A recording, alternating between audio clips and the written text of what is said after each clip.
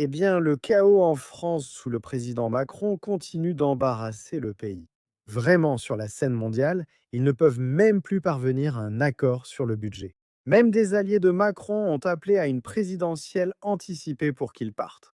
Jordan Bardella, bien sûr, le candidat du parti de Marine Le Pen, qui est en tête de tous les sondages, désormais en passe de devenir le prochain président français. Quelqu'un qui pourrait réellement être un allié de ce pays plutôt que de simplement nous rabaisser. Mais regardez, la France sombre dans un chaos à peine fonctionnel.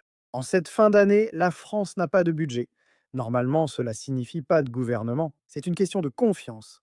Si vous ne faites pas passer un budget, la France échoue. Ils ont échoué.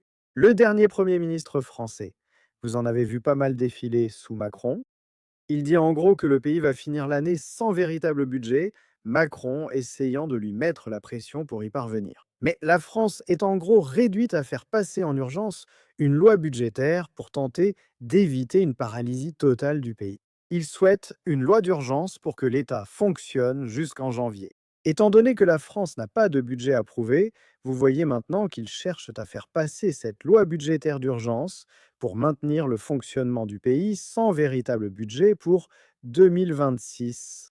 Vous pouvez voir là le ministre des Finances dire que la législation d'urgence pourrait éviter une fermeture du gouvernement, mais que ce n'est qu'une mesure provisoire et que le pays reste sans véritable budget. Cela vous montre, je pense, à quel point la France a décliné sous le président Macron. C'est un chaos absolu.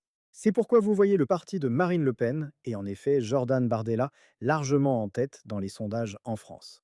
N'hésitez pas à me faire part de vos réflexions à ce sujet dans les commentaires ci-dessous.